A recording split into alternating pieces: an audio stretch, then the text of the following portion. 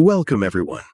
In this session, we will focus on Chapter 5, Preparing and Managing Lab Dips.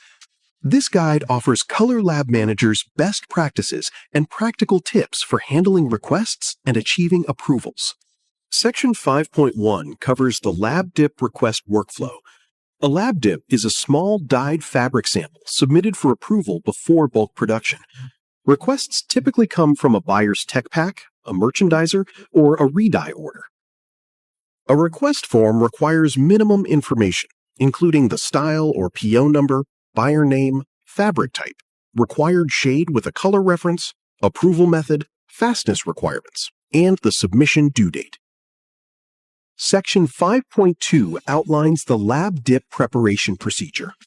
The lab must replicate bulk dyeing conditions as closely as possible, which involves reviewing the request, selecting appropriate dyes, preparing the recipe, accurately weighing ingredients, and dyeing on a lab machine that matches the bulk process. Preparation continues with post-treatment, drying, and pressing.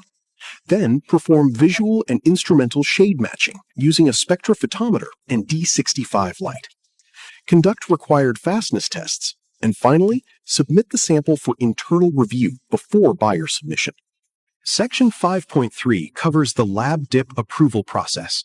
Internal approval includes checking visual and instrumental readings, attaching fastness reports, and verifying the recipe's reproducibility. Submission to the buyer requires 2 to 3 pieces per shade with an approval tag and matching reports. Once approved, the recipe is marked for bulk use, sent to dyeing, and a reference swatch is archived.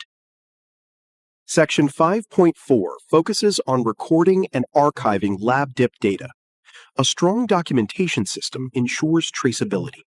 Key records include the lab dip logbook, spectral report archive, fastness test summary, buyer comments/feedback, approved recipe file, and the lab dip swatch library. Here is a quick lab dip process checklist.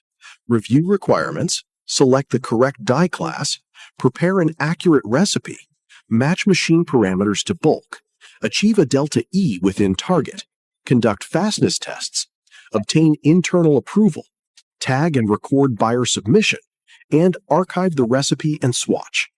Key takeaways from Chapter 5 are: lab dip preparation must closely follow bulk conditions. Clear documentation ensures traceability. Approval involves not just shade, but also fastness and reproducibility.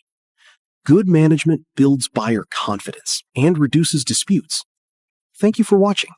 Let's now move on to the next chapter.